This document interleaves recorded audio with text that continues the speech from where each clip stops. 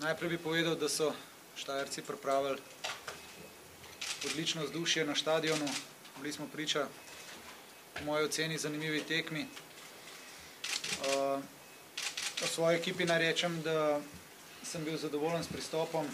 Vesel sem, ker se je napadalcem odprl, sploh zaradi Filipa in zaradi Davorja, da sta dosegla ta gola. Obstaja z moje strani grenak priokus, ker smo z igralcem več, praktično po 2:1 nismo uspeli nekako izkoristiti te terenske premoči. Po uni izključitvi smo že v glavah verjetno imeli, da smo osvojili vse 3 točke, na koncu žalostni gremo domov, ampak tak je fuzbal in to je to. 23. minuta, v kateri je Dejan Mezga naredil veliko neumnosti, pa tista minuta, katera je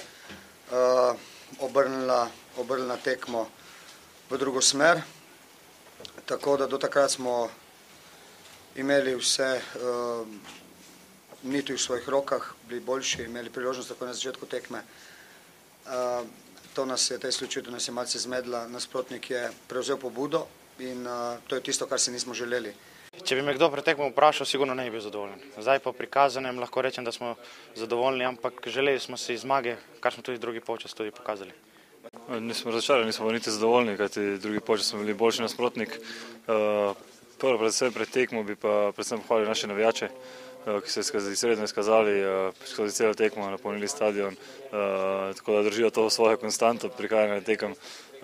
Potem bi pohvalil svoje soigralce na borbi, na dobro odigrani tekmi in še vedno, kot pravim, naš cilj je biti prvi in tu smo in to si želimo.